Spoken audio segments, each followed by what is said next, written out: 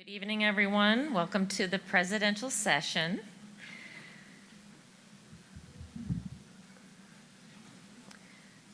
I have the distinct honor of announcing two inaugural recipients of new AAES awards. The first is the AAES Award of Distinction. This award honors individuals who have had a notable career with significant contributions to the science and art of endocrine surgery in the field of endocrine disorders. It is my privilege to introduce a physician scientist whose work has profoundly advanced endocrine surgery through the fields of pathology, molecular diagnostics, and translational research, Dr. Thomas Giordano.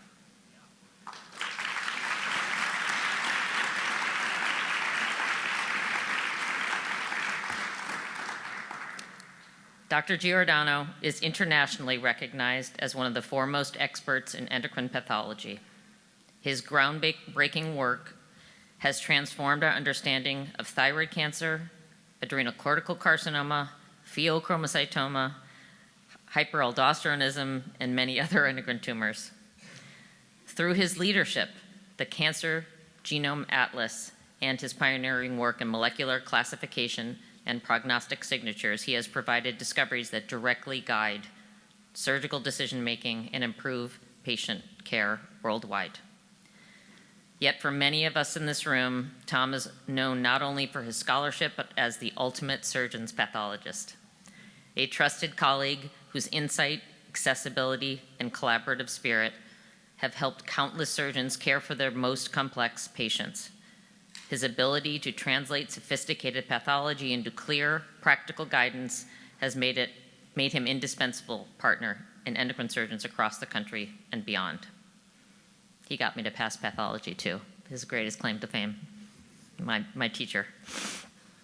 An outstanding educator and mentor, Dr. Giordano has trained generations of pathologists and clinical scientists with his lectures at national and international meetings, including the American Association of Endocrine Surgeons. He has inspired all of us. He exemplifies the very best of interdisciplinary excellence, humility, and service. Tonight, we are honored to recognize his extraordinary career and lasting contributions to our field and to our organization.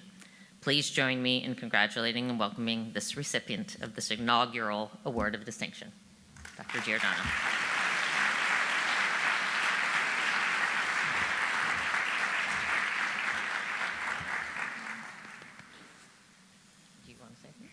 I would like to have a few words. Sure. So, as Carrie alluded to, we go way back. She was my second-year medical student like 30 years ago. So, wow, thank you very much. I must say, I do find this meaningful to be the inaugural recipient of this award of distinction. You know, as a pathologist, it's easy to think that really no one's paying much attention. I spend my time in the research lab, sign cases with residents, and more frequently sign out my endocrine consult cases from my basement. So it is gratifying to receive this award from the AAS because it says someone noticed. So thanks very much to the nominating and selection committees. I also need to thank some people. First, my wife Georgette, who is a Jersey girl who I dragged kicking and screaming to Ann Arbor in 1994. She sacrificed a lot for my success, and I owe her so much. Second, all the great endocrine surgeons that I had the pleasure to work with, even starting with Jeff Norton when I was a resident at the NCI, Norm Thompson, of course, at Michigan, Peter Angelos, Paul Gager, Jerry Doherty, Barb Miller, just to name a few.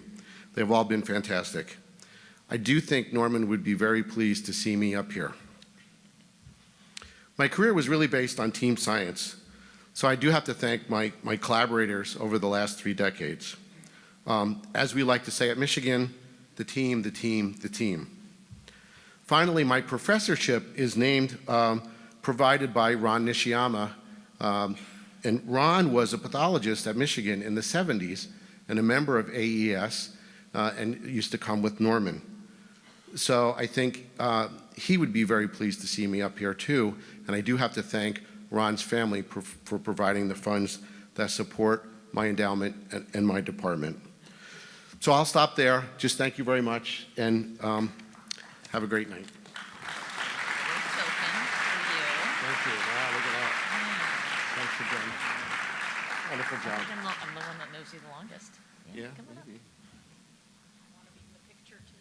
Oh, okay, pictures. Yes. Can't resist. Yeah. Want me to take your notes? We'll hide those. All right.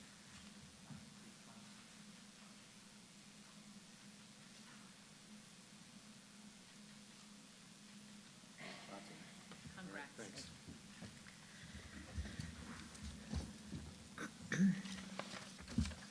The second award is the Distinguished Service Award. This award honors active or senior members who have had a notable career with significant contributions to the science and art of endocrine surgery and the field of endocrine disorders and have evidenced of dedicated service to the AAES.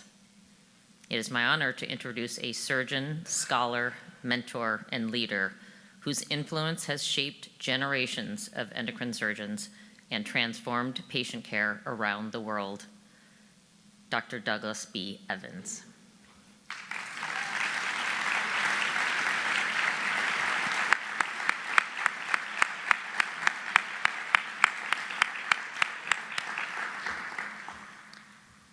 Most of us know about his accomplishments, but for everyone else, Dr. Evans is internationally recognized for his pioneering work in endocrine surgery, pancreatic surgery, and surgical oncology.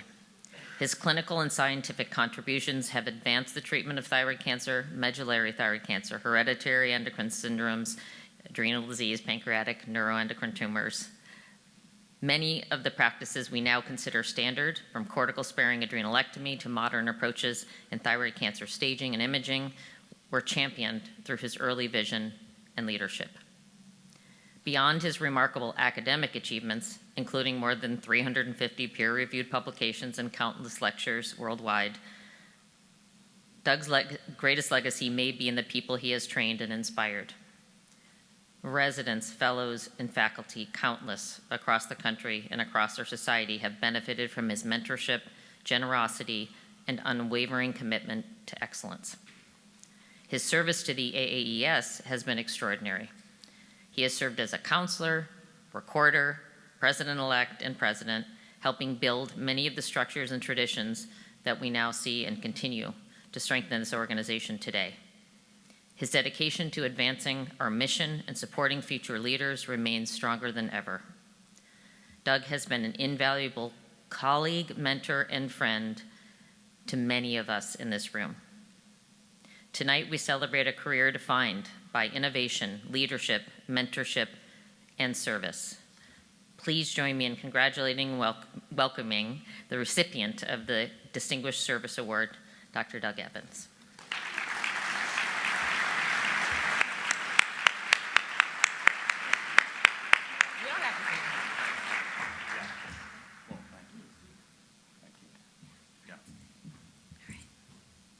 Well, I usually only speak with slides, and the light is kind of bright, and not knowing that this was going to happen, I have no notes, but I would like to thank the amazing partners that I've had in my career, Tracy, Tina, Sophie, and now we're really lucky to have Katie McManus in Milwaukee. And in Houston, Libby and I were just reminiscing over a few things. We actually operated on a patient last week that Libby and I took care of when he was airlifted from New Mexico, I think now, maybe 23, 24 years ago. But Jeff, Libby, Nancy, I mean, just no one could be luckier than me. So thank you all very much.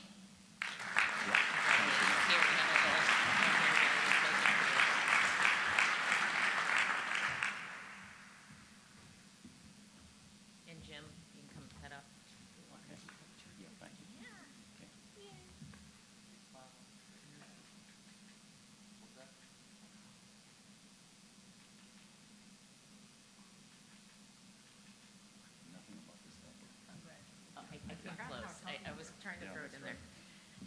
I'd like to invite Dr. Jim Howe up to introduce our president.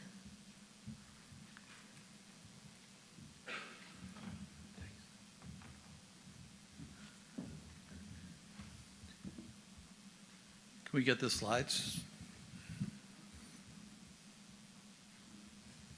Okay, Thanks for allowing me to introduce your president, who is Saray Parengi. She's a professor at Harvard Medical School, chair of surgery at Newton Wellesley Hospital, and I'm honored to tell you a little bit about this accomplished person who served the AAES so well this past year. Here we see Saray as a toddler. She has an inquisitive look of a future surgeon scientist who's carefully studying the photographer. Here she is learning how to walk, and once she's mastered locomotion, she's now accessorizing for this picture. This shows Saray in second grade. While her classmates were thinking about the next snack that was coming, she was thinking more about when she could start learning about science. This is her as a youth. She loves the beach, she loves the water. This is her with her little sister Masa, and she's been given the duty of making sure her pacifier stays in her mouth. And this job continued until the following year, until she found a better job as a barrette model. As she hit her teen years, she worked on looking cool, like here in this golf hat, or with these aviator glasses with her dog Tina. And here she's working on her audition to be a Sports Illustrated swimsuit model. This is her family as a youth. This is her father, Nasser, sporting a pipe, and he worked as an architect designing hospitals. And in the lower right is her mother, Dory, who worked as a teacher in primary and middle school. And here's her brother, Max, trying to look as cool as his dad with a little bit of chest hair showing. And her sister, Masa, was not tall enough to make it into this picture.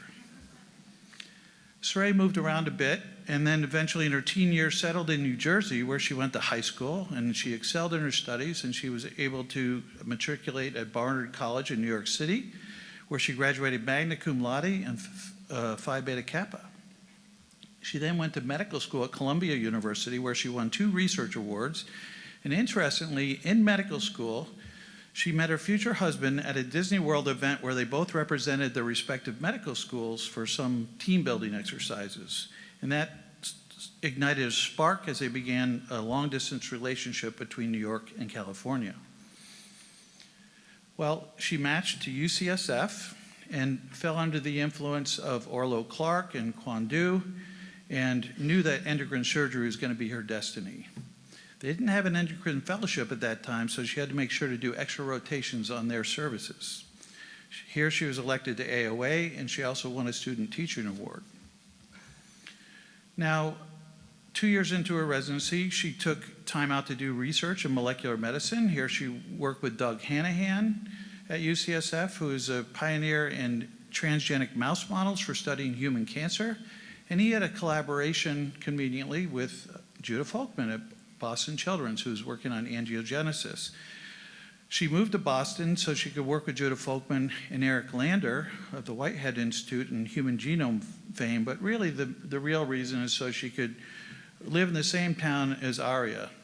And Aria had matched to the urology program at Harvard Longwood, and she decided to move there for the research years, and they got married about a year later.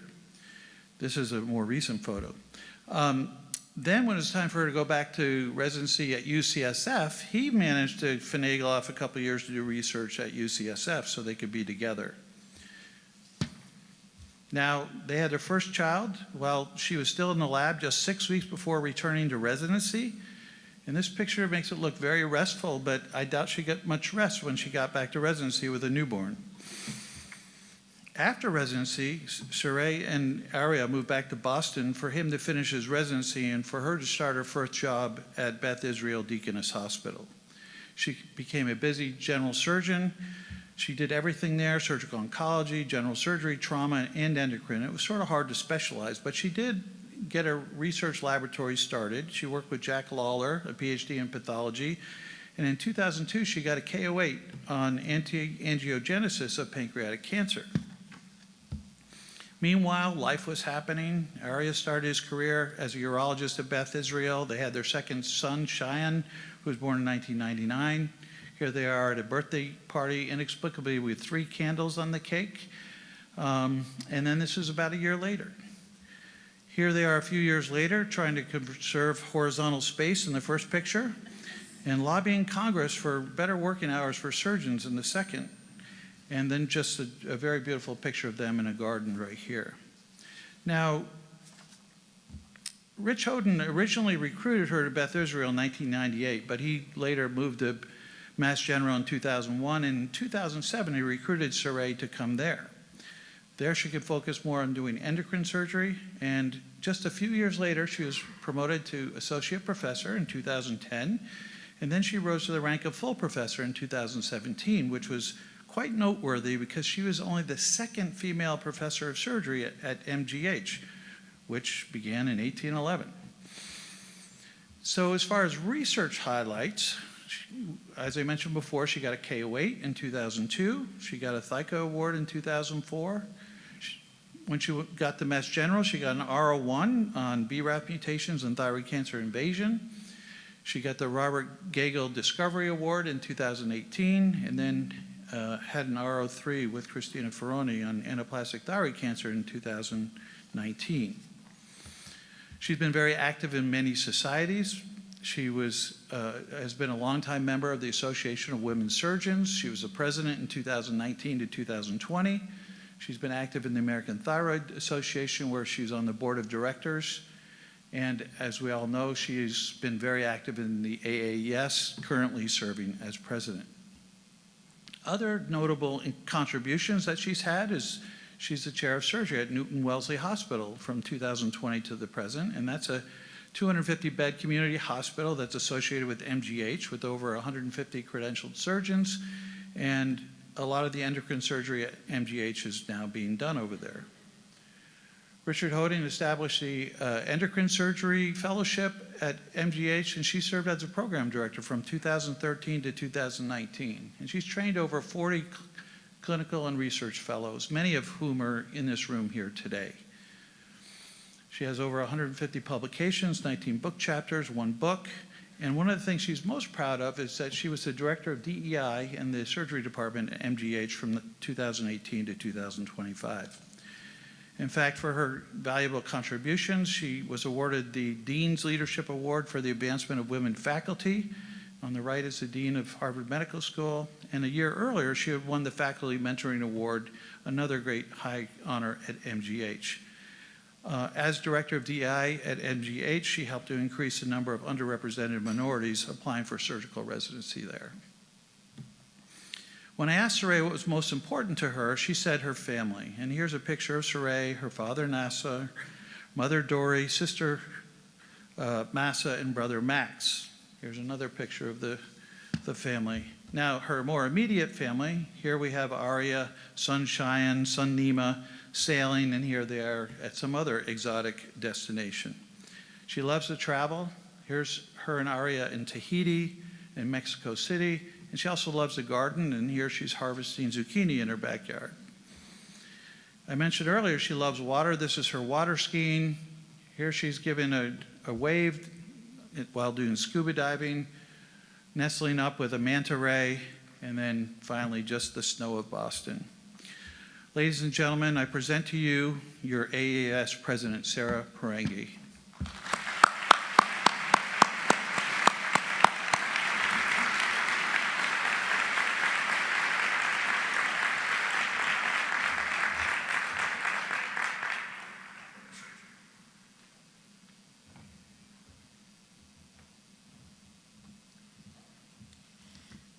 Well, good afternoon. Thank you so much. I'm really honored to stand here today as your president.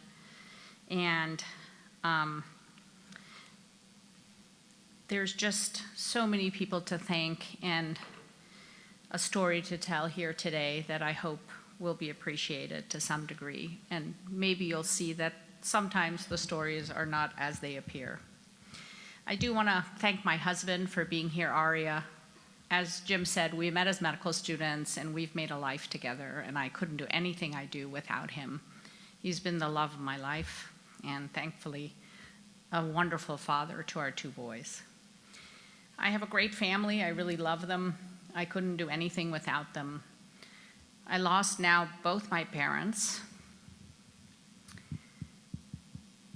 My mom was there when I was president of the AWS but not for this. But I know she's here in spirit. I do want to thank all the officers this year. The work that you have done for this organization is fantastic. I'll say that I've done the least amount of work and you've done the most amount of work. So thank you very much for everything you've done. The same goes for the counselors. You're very mature, amazing people who care about this organization and really give of yourself in an unlimited way. So thank you. Thank you to the committee chairs and especially Abby and the local arrangement chair for organizing this meeting, and I think we're off to a great start. And special big thanks to the AMR staff, Lauren, Gina, Hillary, and Zoe for really setting us up for success.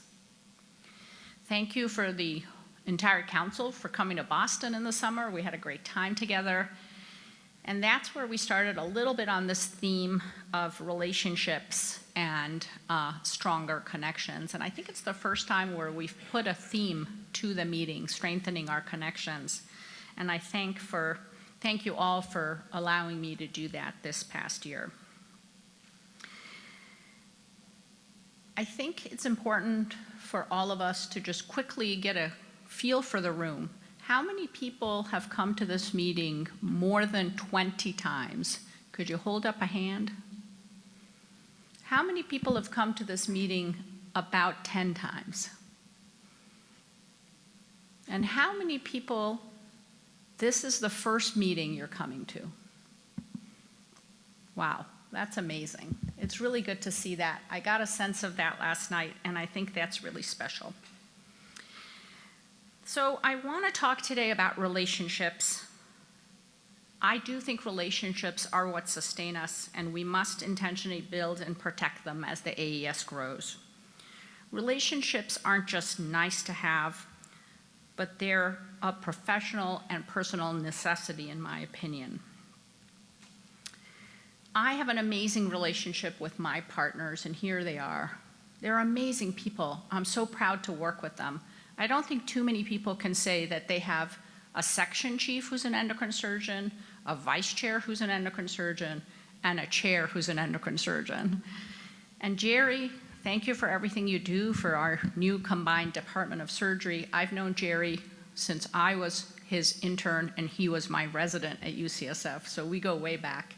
And I know that Rich gave me my first job, my second job, and so on and so forth. So thank you, all of you, for being here today as well. Hospitals are big. We have lots of teams. I'm not going to go through all the pictures, but there's way too many people to thank, and I know a lot of people are here today, including a pathologist from MGH, Dr. Peter Sadow. So thank you for coming. This is my son, the day that he got his ID to be a medical student. He's now a third year, but you can see he's beaming with pride. That's him with his grandfather and his father. Both are surgeons. The grandfather is 95. The most common question I hear from other medical students, but I've also been hearing from my son and his girlfriend at our dinner table, is how did you choose your specialty? How did you choose endocrine surgery? And actually walking around in this meeting, I've had several people ask me this question, just even here. Well, the answer is really Orlo Clark and the people he had trained at UCSF, Alan Sipperstein, Quan Du, when I was a resident. I had gone into surgery wanting to do breast surgery, but at that critical time, there was no one who I could look up to in that particular specialty at UCSF. But Orlo was there, and he showed me everything, that it wasn't about technique, it wasn't about workups, it wasn't about mastering anatomy, but it was about the people I wanted to be with, the people I wanted to be like, and the kind of surgeon I wanted my patients to see when they walked in the room. And most importantly, he showed me that the AES was where I would find those people. I want you to look around this room and know that these are the people who will help you celebrate when things are good, and they are the people who will help you through when the twists and turns of your career are maybe not so good. But I do have to admit that the AES that Orlo admitted me to and helped me find has grown, and growth is excellent.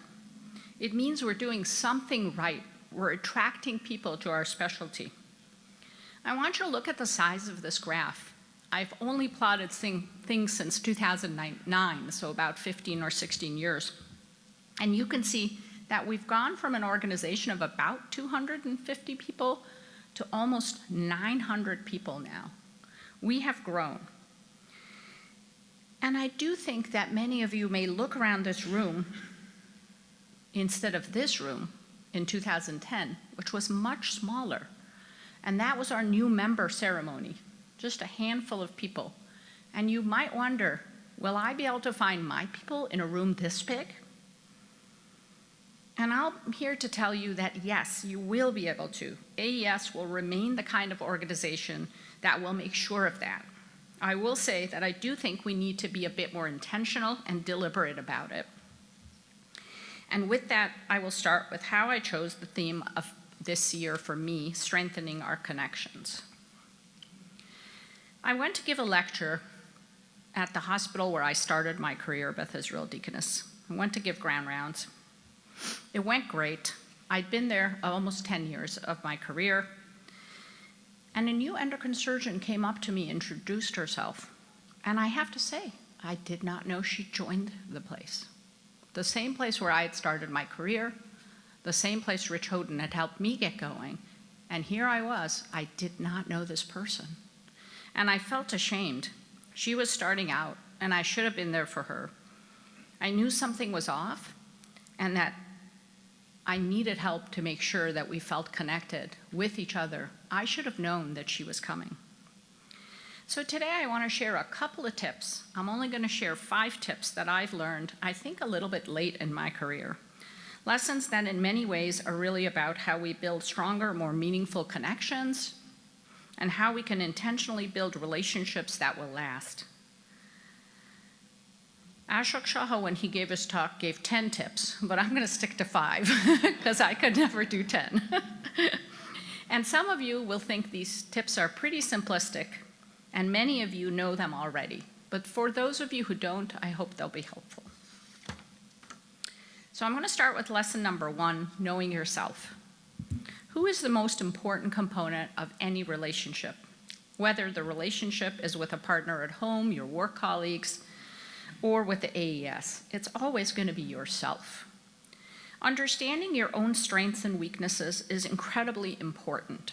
Some of our younger colleagues may have done personality assessments during training. In fact, I'll say my younger son, now in medical school, is doing leadership training as part of his medical school curriculum. But for many of us, that wasn't part of our early experience. There are many free tools that you can use, and some cost a small amount of money, and some are free. Some are done by coaches, some can be accessed through programs. For example, Harvard Medical School has a ton of these type of programs. The cost is small, but the time you have to spend on it is a little bit. But I'm telling you, it's worth it. And I will say, taking the time to really understand how you show up, your strengths, your tendencies, your weaknesses, even how you respond in conflict can be very eye-opening. For me, it certainly was. I won't bore you with my test. It's unique and unusual. It turns out I'm an extremely logical person, which is not common and not always handy. But once you understand yourself, you start to understand others better. You start to see different personalities not as obstacles or frustrations, but as complementary strengths. For example, I've come to really value colleagues, especially nurses, who approach situations often much more relationally. They often help me recognize when logic alone isn't enough and when a different approach is needed. And that shift from frustration to appreciation, which obviously Carl Jung knew about, can completely change how you build and work within a team. For those who always need a sports analogy, Rich included, I had to include this, so Michael Jordan knew this. There is no I in team, but there is an I in win. Tip number 2, learning how to communicate is mostly about listening more. This has been a hard one for me. In fact, many people who know me well would probably say I'm not a great listener. My husband, for sure, Carrie, might chime in there as well. And they wouldn't be wrong. I'm not great at it, and I've been working on this intentionally for the past few years, and it's still very much a work in progress. But there's actually a lot of science behind this. Things like learning formulas, like listening more, twice as much as you speak, not being afraid of silences and pauses. This can all make a real difference. And this is particularly challenging, I think, for us as surgeons, because our voices carry a lot of weight in the hospital setting, really from the beginning of our training. As residents, we're taught to speak up, take charge, make loud decisions, but that's exactly when we should be learning to listen more carefully to those around us. Making that extra effort to listen more and talk less is like magic and can completely change the dynamic and the connection. And I think this quote from Maya Angelou is perfect. She says, "I've learned that people will forget what you said, people will forget what you did, but people will never forget how you made them feel. And when you listen to them, that's when you make them feel good." Tip number 3 is about getting curious. This tip comes directly from my oldest son, but also Ted Lasso. We'll get to that in a second. My oldest, Nima, who runs his own PR company and intuitively understands people in a way that I really admire, often tells me that I need to be more curious about people. And he's absolutely right. Curiosity in many ways has always been one of my strengths. It's actually why I chose medicine and showed up on those personality tests I did. I was curious about how things work in the body, but somewhere along the way, I realized I'd become very good about being curious about diseases and not so good about being curious about people. And that turns out to be a very different skill.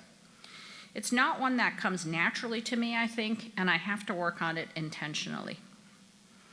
Nima, he corrects me all the time when we go to parties.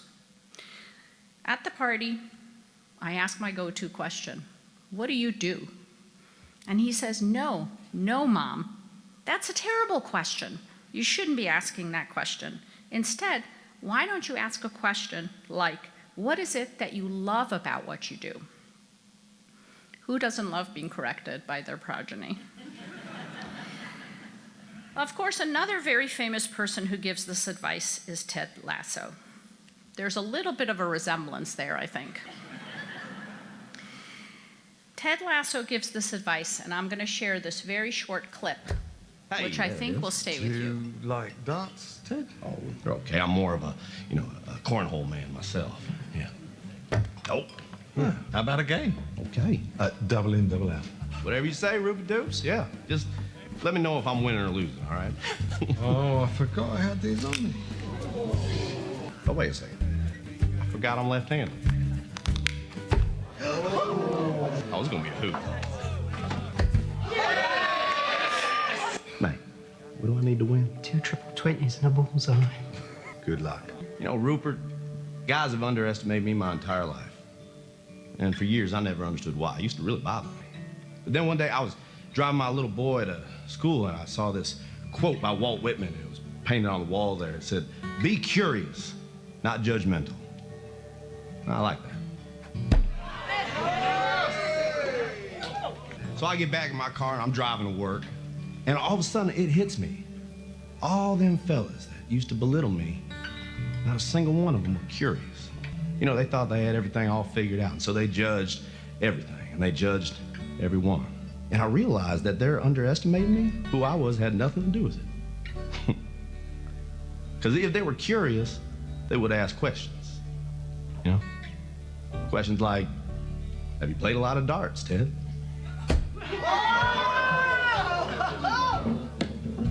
Which I would have answered, yes, sir. Every Sunday afternoon at a sports bar with my father from age 10 until I was 16 when he passed away. Barbecue sauce.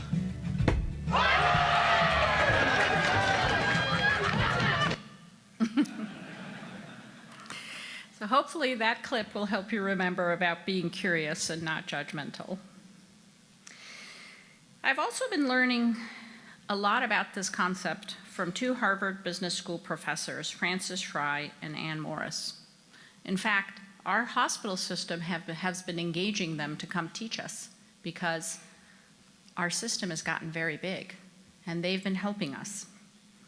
They think about our relationships in a certain way, and I'm just going to outline it a little bit today. They describe them along two dimensions.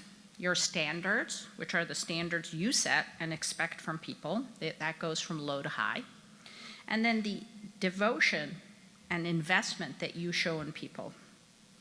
They describe this quadrant where you have very high standards for people, perhaps on your team or even family members, but at the same time, you show them that you have a lot of devotion for them.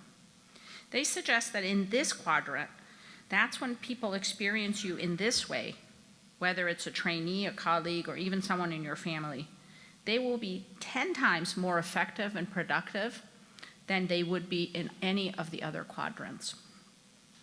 But many of us, especially in surgery, tend to operate in this quadrant. They call this the tough love space. Our standards are very high, but our investment, well, we don't always show that. We often justify sticking people in this corner by saying things like, well, I'm just trying to make them a better surgeon. I'm sure I've said that many a time myself. Or things like, well, I talked to the person that way because I was advocating for my patient. I've heard that a lot. And of course, we are advocating for our patients, but advocacy alone is not enough. We have to balance advocacy with curiosity and inquiry. And when you move out of that tough love space by showing interest in the person who's with you, you ask better questions and take the time to understand people, not just direct them. This connects directly to listening. And when you're truly curious and you listen, that's when the magic starts to shift and things start to get much, much different. Tip number 4 is about giving feedback, and it's a related tip to this concept. Again, borrowing from our Harvard Business School colleagues, it turns out there's another quadrant called the fake love. I call it the fake love. They don't call it that. I'm just making some of this up. I'm sure they call it something much more like justice or something. They have all kinds of names for it, but I made these up because I thought they'd be more fun. So don't go around saying I made these up. In this quadrant, it's not a great quadrant to be in. You are dedicated to the person, you're invested in them, you're showing that, but you've lowered your standard. Again, we have a magic way of fixing this, getting people out of this quadrant and into that true love quadrant. It's called feedback, and there's actually a formula. And I'm guessing most of you would say, it's the feedback sandwich. That's what everyone has been talking about, and according to these two lovely professors, if you go the entire world, everyone talks about the feedback sandwich. But according to them, the feedback sandwich is not the way to go. Why? It never worked for me. This is what I heard, that someone was giving me token praise, and then they were attacking me, and then they were giving me token praise again. And I have to say, when I did it, I kind of felt disingenuine, and I kind of was doing that. Maybe many of you have felt this way with this method, but they talk about this other method where you should give feedback, 5 times as much positive feedback as constructive feedback. And the positive feedback needs to be in public. It helps reinforce what's working and builds confidence. Just 10 to 15 seconds per time. And it works best when it's immediate, right after that behavior you wanted to reinforce. They compared it to dog training, but I'm not going to go there. Constructive feedback, on the other hand, when you think someone could be doing something better, should be given in private, and ideally only after you've built a foundation of positive feedback. So there is a formula here. And honestly, the operating room is a place you could practice it.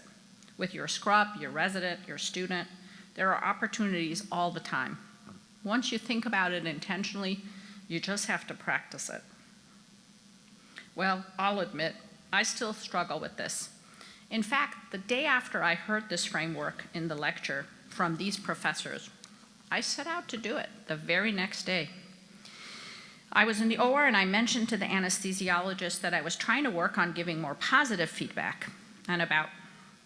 He listened, really nice guy. He said, "Oh, okay, that's good, I'll watch out."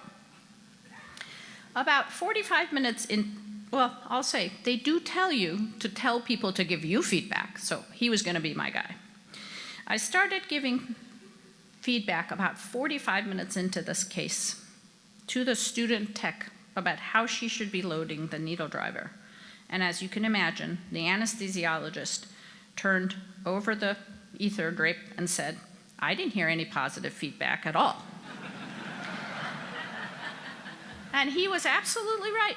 So clearly this is not easy for me, and I suspect it's not easy for any of you given how we were trained.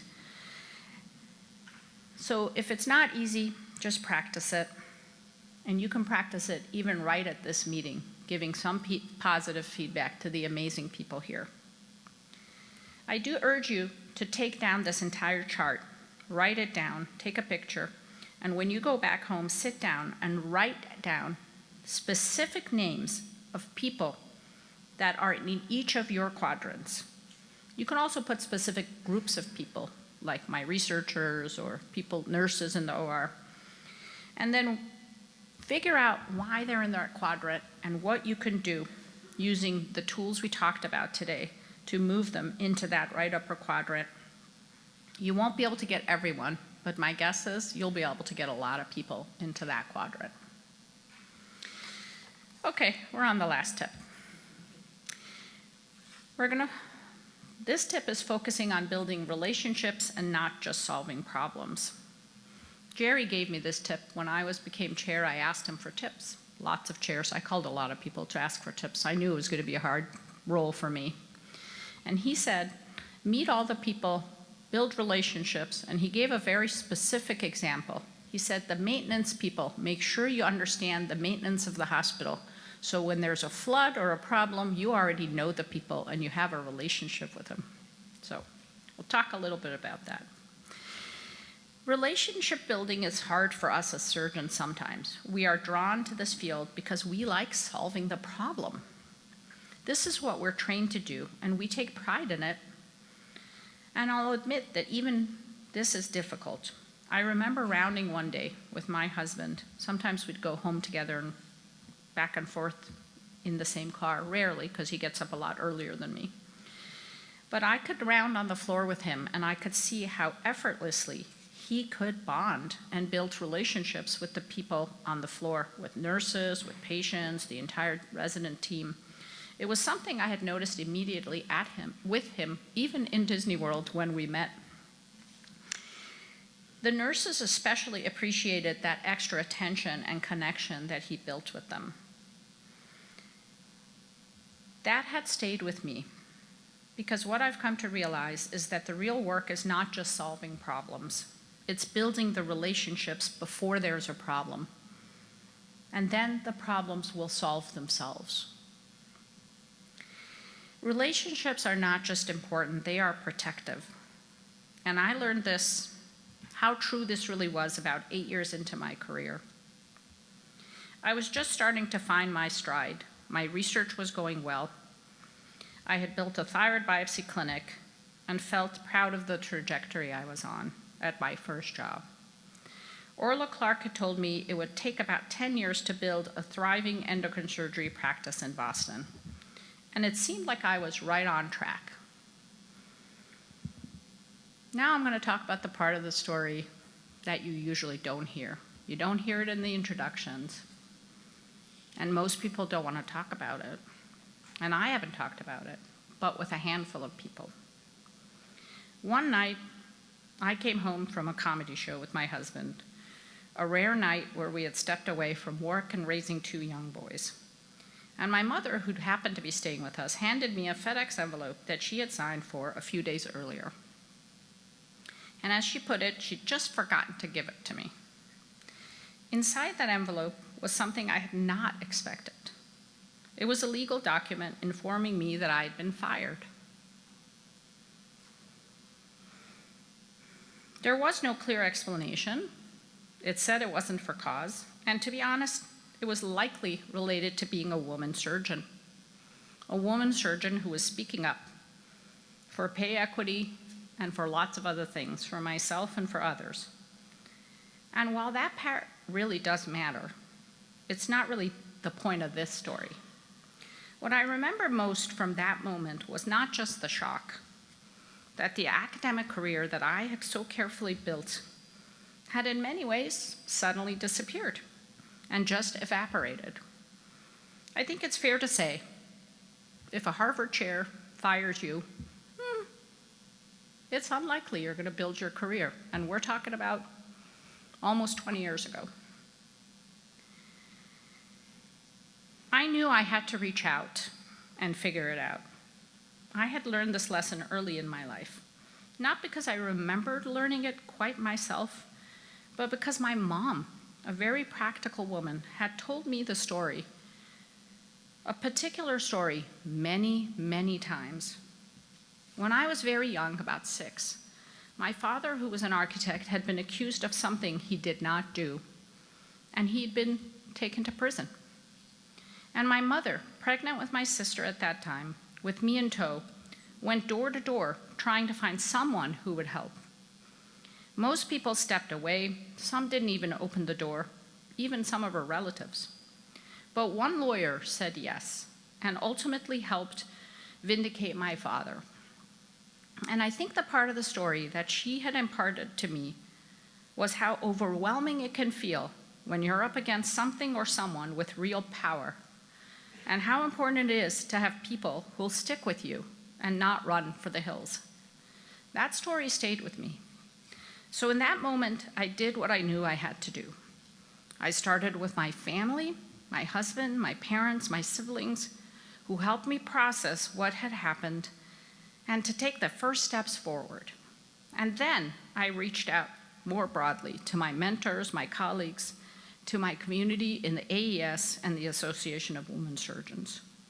People like Orla Clark, Rich Hoden, Alan Sipperstein, Jack Monchek, he remembers, I called him, Susan Porres, Pat Newman, many of the people right here in this room. And they showed up. They listened, they supported me, they helped me make sense of what had just happened, which honestly was rather challenging. And very quickly, they helped me find my next opportunity. But more than that, they validated me. They reminded me of who I was and what I was capable of. And that made all the difference. And that's when I truly understood that relationships are not just important, they are actually protective. And you may think that this is just a feel-good story, but it's actually supported by data. A large national study of physicians showed that those who feel more socially isolated have dramatically higher rates of burnout and much lower professional fulfillment rates. Burnout in the most isolated group was 60% compared to closer to 15% for those who felt connected. And even small increases in isolation was associated with a measurable increase in burnout. And this was even worse for female physicians, and I'm not surprised. So this is not subtle. It directly affects how we function and how we sustain ourselves in our professional careers for the long run. But it also affects how we perform. There is now evidence showing that when surgical teams actually know each other, when they've worked together and built familiarity, patients do better. Complications go down, reoperations decrease, and overall outcomes improve. Also, when you look at career satisfaction among surgeons, it turns out it's not compensation or workload, it's collegial support that matters the most to surgeons. So relationships in surgery are not only measurable, they're meaningful, and we all have to keep them going. And in endocrine surgery, we are fortunate. Our field consistently shows some of the highest levels of career satisfaction in all of surgery, approaching 90 to 95%. And I don't think it's because our work is easier. I think it's because of the community we have built for ourselves, in our hospitals, in our cities, and especially within AES. In smaller subspecialties like ours, people know each other. Mentorship happens naturally. And you are part of a group, you're not practicing in isolation. But this is something we can't take for granted because the way we practice is changing. Hospitals are expanding, systems are growing. Take me. I think I work in one of the biggest departments of surgery in the country at the moment. In our system and across the country, increasingly endocrine surgery is being performed at community sites. In many ways, this is good. It improves access, helps systems function more efficiently, and allows complex care to be concentrated where it's most needed. But it also changes something important. Many of us are now practicing at different sites, with different teams, and sometimes without the same day-to-day connections that we used to have with our colleagues. And over time, that makes it harder to build relationships, harder to exchange ideas, and harder to maintain the sense of community that we know matters. Which means we have to be more intentional because these relationships won't just happen. They're built in small moments, short conversations, shared experiences, and simple human connection. And over time, these moments add up. In the end, your network will not just help you survive, it'll help you thrive. So remember the exercise we did in the beginning. We looked around the room and wondered, is this room too big to really make any connections? Will we find our people in this room? And a lot of people, this is the first meeting they're coming to, so I'm sure it's even more overwhelming for them. Okay, I'm going to do something unusual and do a little exercise here. So, oh, this is all the sites we go to. It's crazy.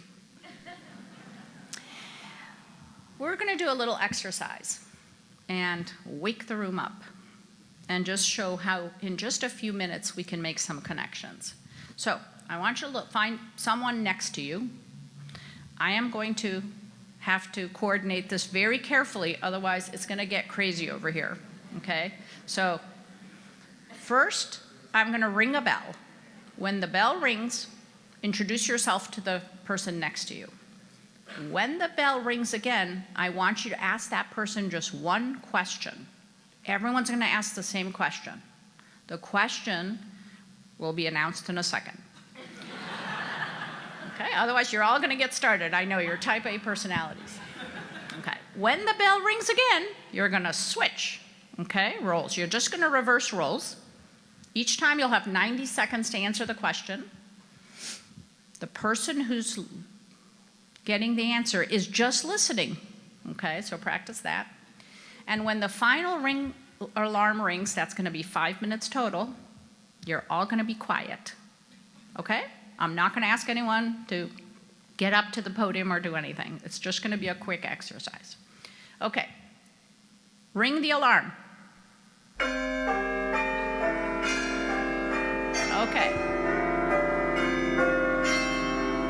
Okay, you can stop it now. Okay, so introduce yourself to the person next to you.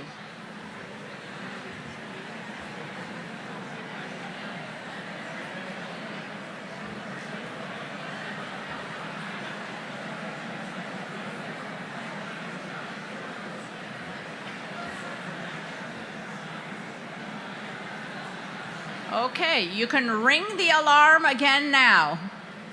Okay, silence for a second. Okay, now I just want you, the first person is going to ask the question. And the question is, what brings you joy right now outside of medicine? That's the question. It's not complicated. Everyone's going to ask the same question. There's no pressure. Choose whatever you want. You've got 90 seconds to answer that question to your partner. When the alarm rings, we're going to reverse roles. Go ahead.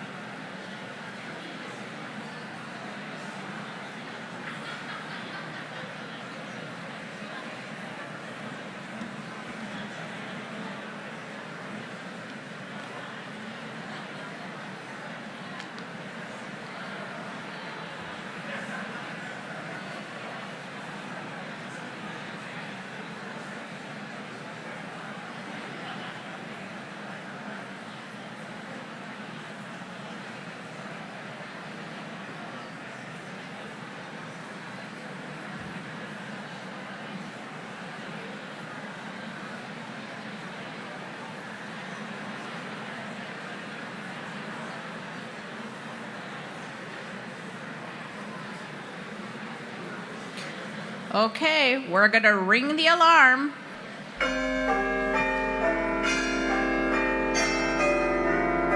Okay. We're just going to reverse roles. I want you to ask your partner the same question. What brings you joy outside of medicine at this moment? 90 seconds.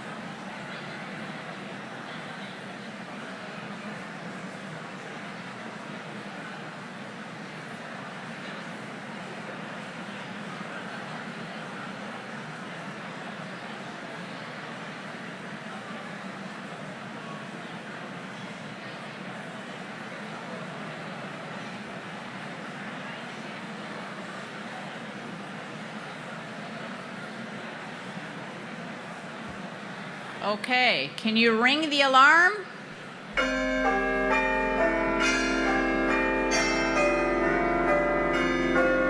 Okay, the alarm is ringing. Wow.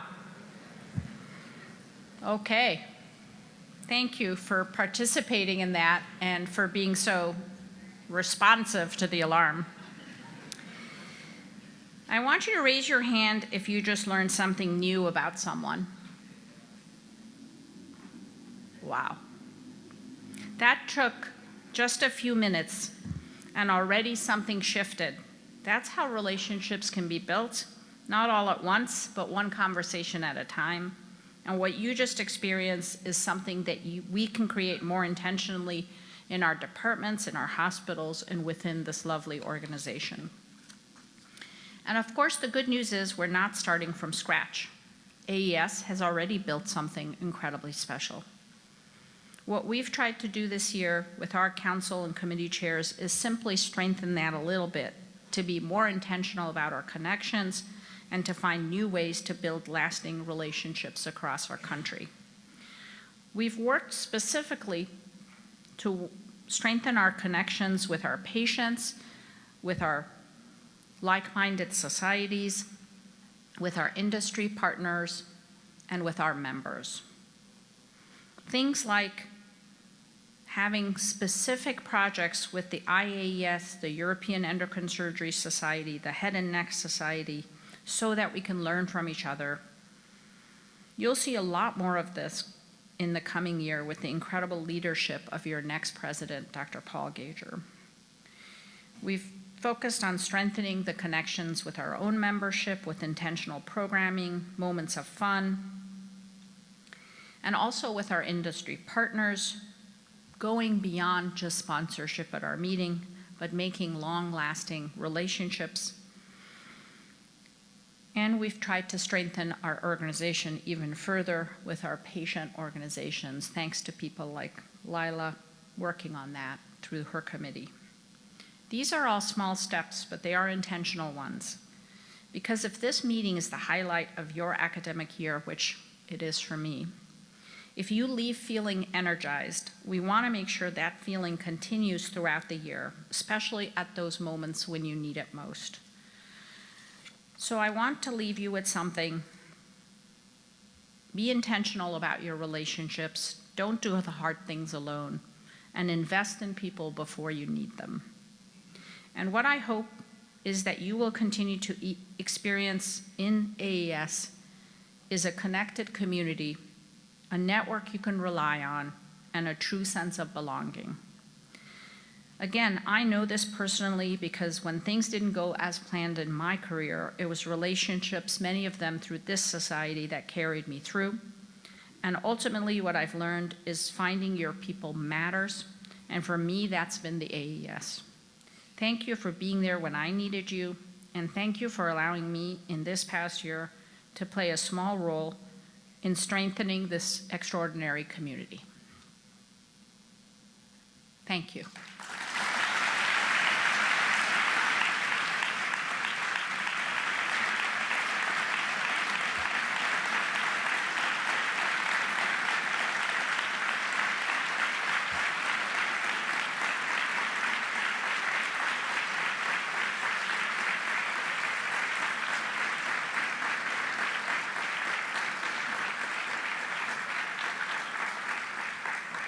Thank you very much.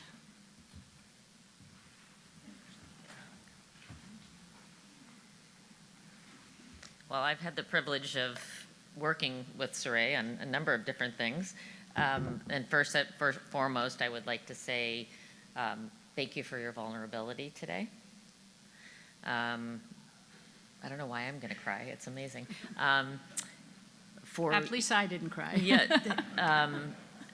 The things that stick out to me, first of all, your strength, your advocacy for those who don't have the opportunities that you can, being the DEI chair and really championing moving forward in leadership for women, your compassion and your utter commitment to both your family, your career, to people you've mentored, and I couldn't think of a better person to have this position. Thank you, Carrie. Yeah.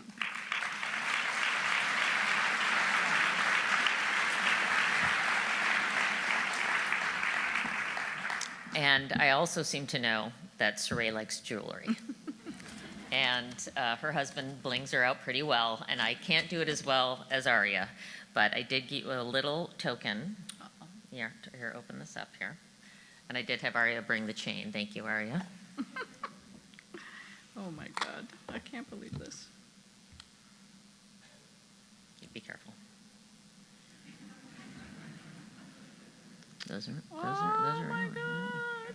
Oh So my gosh. the rhino doesn't make quite as good of a charm, so it's a butterfly with a little bling around it. All right. A lot of bling around. Yeah. it. Thank you. Here, I'm gonna let you work on this. Ari, you want to come help? No, I with got it. that? Okay. Did I forget my announcements? I sure did. I believe. Thank you.